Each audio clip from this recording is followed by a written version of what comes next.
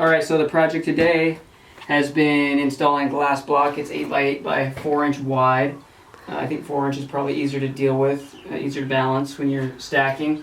You're going to need spacers, which you can see we've used here to get proper spacing for your grout lines. And what was a challenge on this particular opening was that the cinder block did not square up. So I actually had to grind it down with an angle grinder and take off about a 1/4 inch off of this top corner and this bottom right side to be able to get it squared up. And then even then I had to lift this side up slightly, about a 1/4 inch versus the right side here. So once I got the opening to fit the block and be square, I had to shim up this side, and I was able to build up from that point. So you're going to want to reinforce it here. I've got 3/8 rebar going vertically and horizontally, and then I've also got this strapping I'm using.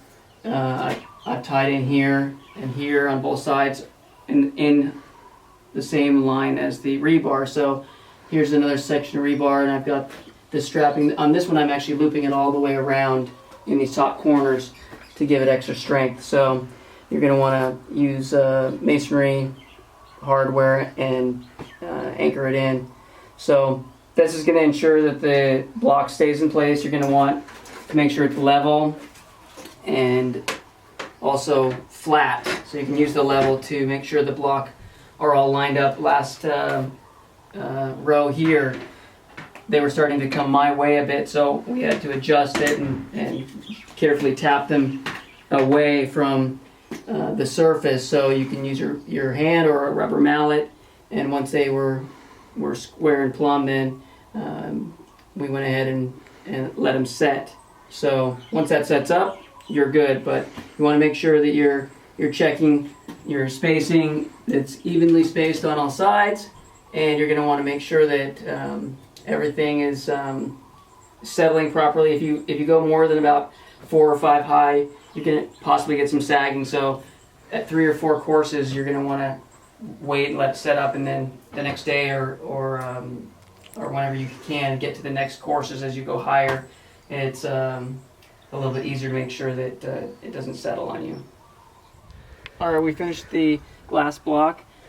This was on the windy side of the house, and we wanted to have light come through. We didn't have to worry about a window, and we wanted it to be pretty solid. So this opening is to match the other side, which is open air, but this gives us a nice windbreak but also light, and so this was the best choice for us. Next we're going to stucco around the glass block and also tie into the house and get this all finished up. I purposely left the grout lines very deep, as you can see here.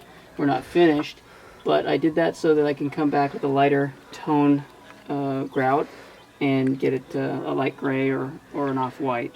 So this is the color I had of sanded grout. You want to make sure you're using sanded grout if possible. It's less likely to crack, especially in this application with large, deep grout lines. Thanks for watching, and check out our other videos.